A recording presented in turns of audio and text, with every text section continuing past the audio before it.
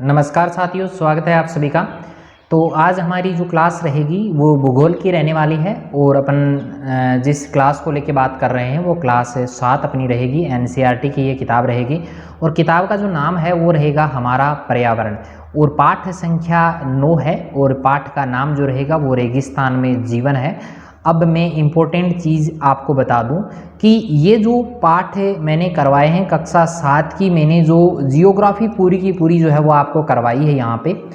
ये जितने पार्ट मैंने क्लास 6 एंड में बात करूँ क्लास 7 की, दोनों क्लासों को मैंने जो है ज्योग्राफी का पोर्शन जो है वो करवा दिया है। यानी भूगोल की मैं बात करूँ तो भूगोल का जो पोर्शन है वो मैंने पूरा का पूरा आज अपना कंप्लीट हो जाएगा। और ये जितने टॉपिक्स मैंने करवाए हैं वो आपका एक आधार, यहाँ पर मैं बात करूँ फर्स्ट ग्रेड है अपनी, सेकंड ग्रेड है अपनी, या मैं बात करूँ थर्ड ग्रेड की जो अभी अभी सिलेबस उसका जारी हुआ है, सभी के लिए ये कक्षा 6 और 7 की जो क्लासेज हैं अपनी जितनी भी, क्योंकि मैंने यहाँ पे पूरा नहीं करवाया, पूरा का पूरा मैंने यहाँ पे कोई जैसे किताबों में लिखा हुआ वैसा का वैसा या उतार के नहीं बताया मैंने यहाँ पे। मैंने आपको वो चीज़ें बताई हैं जो आपकी परीक्षा की दृष्टि से, चाहे आपकी वो जो परीक्षा है वो अधीनस्थ बोर्ड ही क्यों ना ले रहा हो, अधीनस्थ बोर्ड का पेपर जो है वो वास्तव में हाई लेवल का माना जाता है। अधीनस्थ बोर्ड जो पेपर लेता है वास्तव में उसका स्टैंडर्ड होता है। तो उसी स्टैंडर्ड के हिसाब से मैंने जो है यहाँ पे पूरे के पूरे जो चैप्टर हैं आपके वो कंप्लीट करवाए हैं और अपना लास्ट चैप्टर कक्षा 7 की ज्योग्राफी का जो यहाँ पर आज रहेगा वो भी आपको बढ़िया ढंग से यहाँ पर करवाया जाएगा।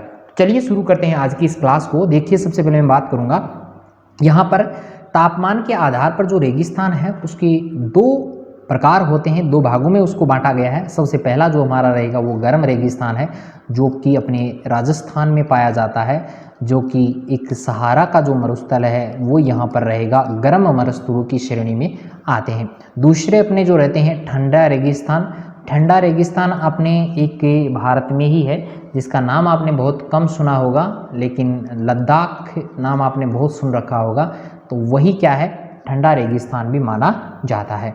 चलिए सबसे पहले हम बात करेंगे गर्म रेगिस्तान को लेके। तो देखिए, गर्म रेगिस्तान जो है उसमें सहारा का रेगिस्तान सबसे महत्वपूर्ण नाम है और ये नाम आपको बढ़िया ढंग से आना भी चाहिए। सहारा का जो मरुस्थल है, सहारा का जो रेगिस्तान है वो उत्तरी अफ्रीका के बहुत बड़े भूभाग पर फैला हुआ रेगिस्तान माना जाता है। उत्तरी अफ्रीका कहाँ पर है वो भी आपको यहाँ पर पूरा का पूरा मैं दिखाऊंगा।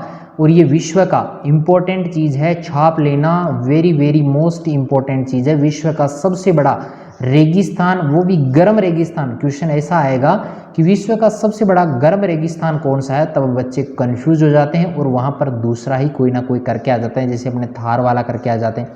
ये बिल्कुल भी राइट नहीं है। बिल्कुल राइट जो रहेगा वो रहेगा सहारा का मरुस्थल, विश्व का सबसे बड़ा रेगिस्तान। और यह लगभग जो है 8.54 लाख वर्ग किलोमीटर क्षेत्र में ये फैला हुआ है।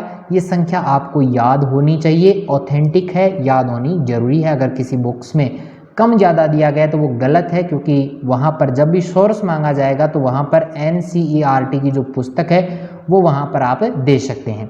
चलिए मैं आगे बात करूँ तो ये लगभग 11 देशों में फैला हुआ है। 11 देशों के नाम भी आपको याद होने चाहिए, ठीक है, कौन कौन से। देखिए, देशों का पूरा मैप आपको मैं दिखाऊंगा, बढ़िया ढंग से आप देख लीजिएगा।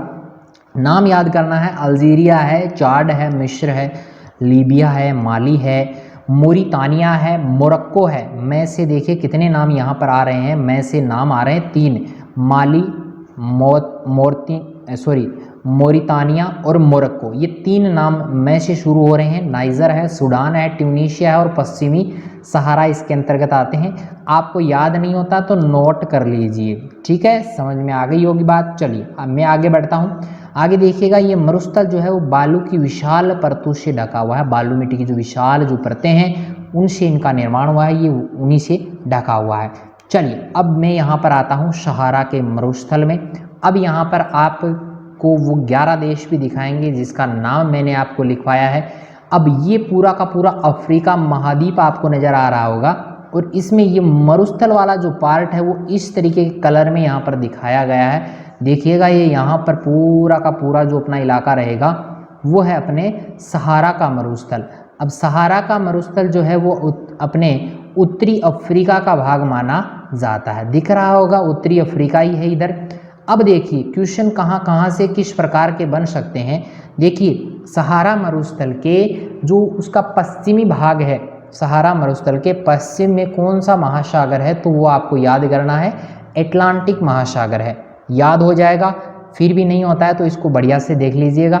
और इसके उत्तर में, सहारा के उत्तर में कौन सा है, भूमध्य सागर है। सहारा के उत्तर में कौन सा है, भूमध्य सागर है। और पूर्व दिशा में पूछे तो वहाँ पर कौन सा है, लाल सागर है। और कर्क रेखा इस मरुस्थल के लगभग बीच में से गुजरती है। लगभग क्या गुजरती है, बीच में से इसके कर्क रेखा गुजरती है। 11 देश इसमें शामिल हैं, जिसमें आ गया पश्चिमी सहारा है, मोरितानिया आ गया, माली आ गया, नाइजर आ गया, चाड आ गया, सूडान आ गया, इरिट्रिया भी देखो इसमें शामिल है, लेकिन वहाँ पर थोड़ा भाग है, ये सोमाली गणराज्य भी है, मिस्र है, लीबिया है, अल्जीरिया है। इस प्रकार ये लगभग 11 देशों में ये फैला हुआ है। ठीक है, अब यहाँ पर देखिएगा, इस तरफ हिंद महासागर रहेगा, इस तरफ अटलांटिक महासागर है, ये पूरा का पूरा अटलांटिक महासागर है इस तरफ। ठीक है, लाल सागर कहाँ पर है, नज़र आ गया होगा बढ़िया ढंग से। अफ्रीका जो है ये पश्चिमी भाग आ जाता है अफ्रीका का, और सॉरी ये दक्षिणी भाग आ जाता है, और ये आ जाता है उत्तरी भाग। ठीक है, तो उत्तरी अफ्रीका में ये पूरा का पूरा फैला हुआ है, विश्व का सबसे बड़ा है। अब यहाँ पर ये आपको बढ़िया ढंग से नहीं दिख रहे, तो आप यहाँ पर भी इसको देख लीजिएगा, इसको थोड़ा जूम करके यहाँ पर दिखा दिया गया है। ठीक है, समझ में आई होगी पूरी बात। चलिए अब हम बढ़ते हैं। देखिए ये मकर रेखा भी गुजरती है, अफ्रीका में से गुजरती है, लेकिन इससे इसका कोई मतलब नहीं, कोई रिलेशन इसका इसमें नहीं दिखाया गया है। चलिए हम आगे चलते हैं। देखिएगा ये मरुस्थल जो है वो बजरी के मैदान या नग्न चट्टानी सतह वाले उत्थित यानी ऊंचे उठे हुए पठार का बना हुआ है। ये मरुस्थल जो है बजरी के मैदान में नग्न जो चट्टाने हैं उसकी सतह से कुछ उठा हुआ जो भाग है उससे इनका निर्माण हुआ है। और किसी समय इस रेगिस्तान की जगह जो है वो पूर्णतः हरी भरी एक मैदान के रूप में थी, ऐसा माना जाता है। अभी हम बात करते हैं इसकी जलवायु को लेके कि इसकी जलवायु जो है वो किस प्रकार की है। तो यहाँ की जो जलवायु है वो अत्यधिक गर्म और शुष्क मानी जाती है, काफ़ी गर्म है, शुष्क है, नमी इसमें बिल्कुल भी नहीं है। यहाँ वर्षा की जो ऋतु होती है वो थोड़े से समय के लिए होती है, बहुत कम समय में यहाँ पर वर्षा होती है। और यहाँ नमी संचय होने की अपेक्षा तेज़ी से वाष्पित हो जाती है। भाई नमी जब तक मिट्टी सूखेगी, नमी ग्रहण करेगी, तब तक तो वो गर्म होकर क्या हो जाएगी, वाष्प बन जाएगी, हवा बन जाएगी। और देखिए दिन जो है अविश्वसनीय रूप से यहाँ पर गर्म होते हैं, आपको विश्वास नहीं होगा इतने गर्म जो है वो यहाँ पर दिन होते हैं। आगे मैं बात करूँ तो यहाँ पर देखिएगा दिन के समय का हम तापमान की बात करें तो लगभग कितना रहता है, 50 डिग्री तक पहुँच जाता है। और इसका प्रमुख कारण जो है वो है ताप का विकिरण होना। ताप का विकिरण होने का मतलब है कि ताप वापस जो है धरती पर आकर वापस बाहर नहीं जा पाता, वहीं रह जाता है। जैसे अपने इधर वाले इलाकों में जाता है ये भाई वापस विकिरण होके जाता है, कार्बन डाइऑक्साइड और गैस की मात्रा बढ़ रही है, जिसके कारण ये जो वापस विकिरण होकर जो तापमान जाता है वो जा नहीं पाता है, जिसके कारण धरती क्या हो रही है, धीरे धीरे गर्म हो रही है, उसका तापमान धीरे धीरे बढ़ रहा है। अब लेकिन देखिए यहाँ पे विशेष बात क्या है। अब आप सोचेंगे कि भाई जहाँ पे दिन में 50 डिग्री तक तापमान होता है उसकी रातें जो है वो भी गर्म होंगी, लेकिन यहाँ रातें अत्यधिक ठंडी होती हैं। कभी कभी तापमान 0 डिग्री तक पहुँच जाता है और -4 डिग्री में तो बर्फ़ जमना स्टार्ट हो जाती है भाई। तो समझ में आता होगा ये चीज़। आगे देखिएगा कि त्रिपोली और लीबिया के दक्षिणी भाग में स्थित एक जगह है जिसका नाम है अल अजीजिया। क्षेत्र का तापमान, अधिकतम तापमान जो है 1922 ईस्वी में 57.7 डिग्री दर्ज किया गया था। मोस्ट इम्पोर्टेंट है सारी की सारी लाइनें, ठीक है। तो ये वाला भाग बढ़िया से याद होना चाहिए, क्वेश्चन 100% आएगा। चलिए मैं आगे बात करूं वनस्पति और प्राणी जात को लेके। तो देखिएगा वनस्पति के रूप में यहाँ पर आपको कैक्टस देखने को मिलेंगे, खजूर के पेड़ मिलेंगे और एकेशिया जो पेड़ हैं वो यहाँ पर देखने को मिल जाते हैं। और कुछ स्थानों पर आपको मरु उद्यान है, खजूर के पेड़ों से घिरे हुए हरित द्वीप जो है वो पाए जाते हैं, छोटा सा द्वीप जो होता है, ठीक है। ऊंट है, लक्कड़बग्गा है, सियार है, लोमड़ी है, बिच्छू है, सांप की विभिन्न जातियाँ और छिपकलियाँ भी यहाँ पर पाई जाती हैं।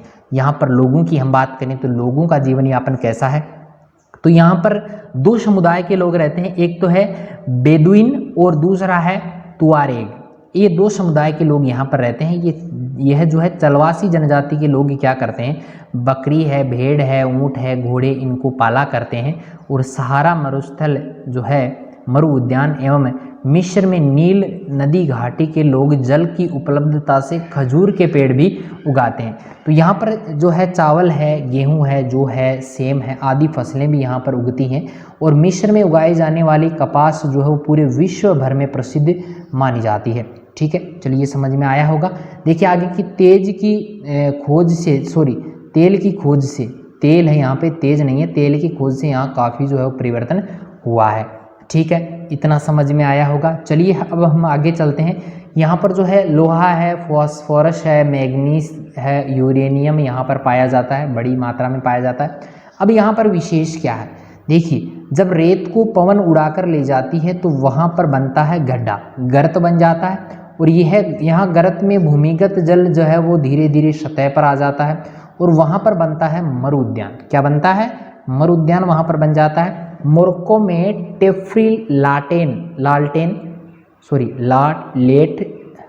टेफ्री-लालेट मरु उद्यान ऐसा ही एक विशाल मरु उद्यान है जो कि लगभग 1300 वर्ग किलोमीटर क्षेत्र में फैला हुआ है। बहुत बड़ी बात है ये।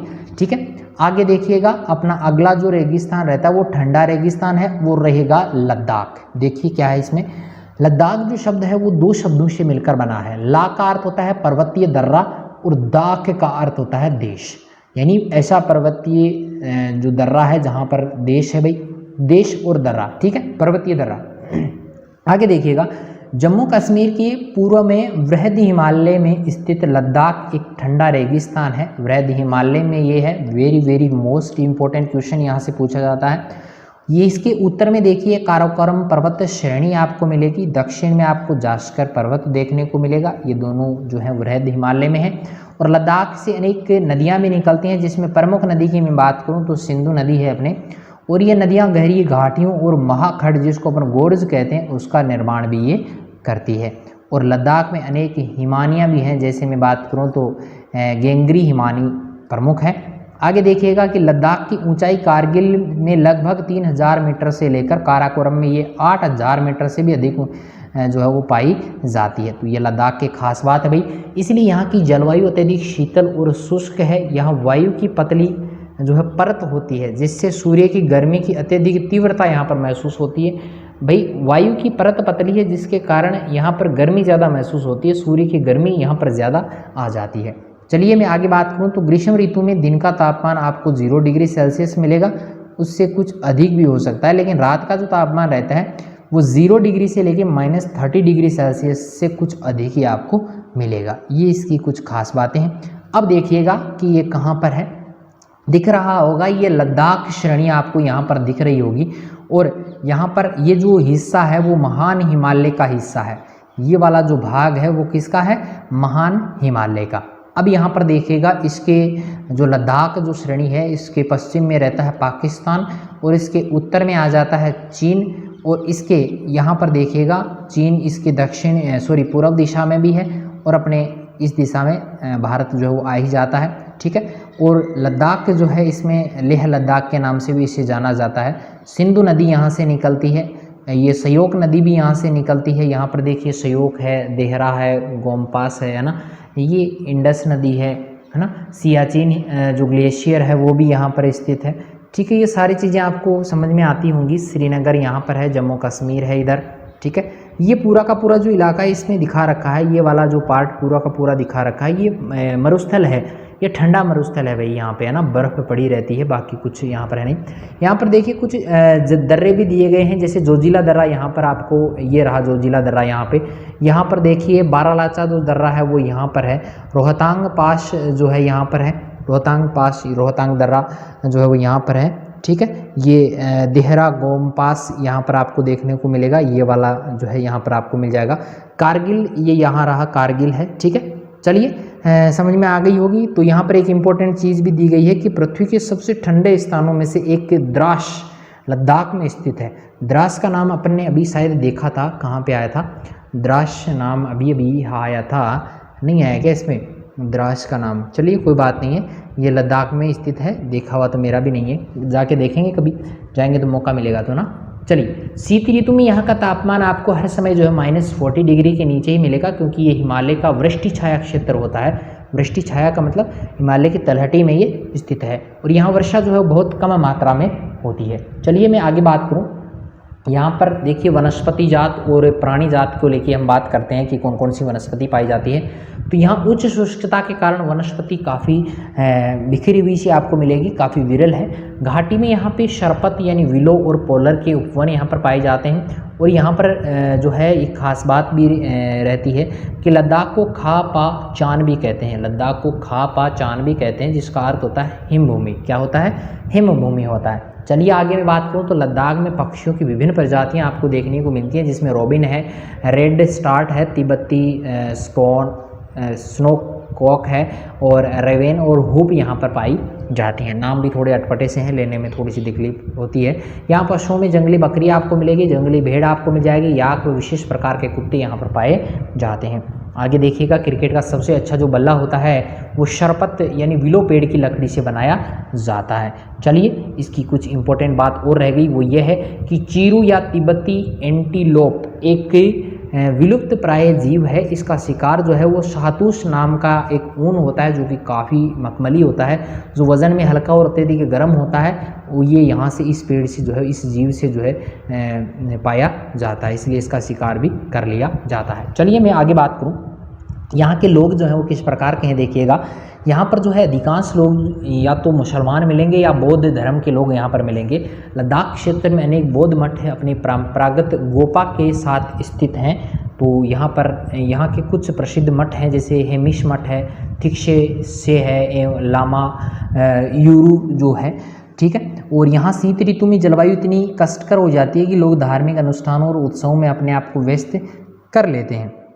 राष्ट्रीय राजमार्ग जो नंबर ए है, राष्ट्रीय राजमार्ग ए लेह को जो जिला दर्रा से होते हुए कश्मीर घाटी से इसको जोड़ता है, ठीक है।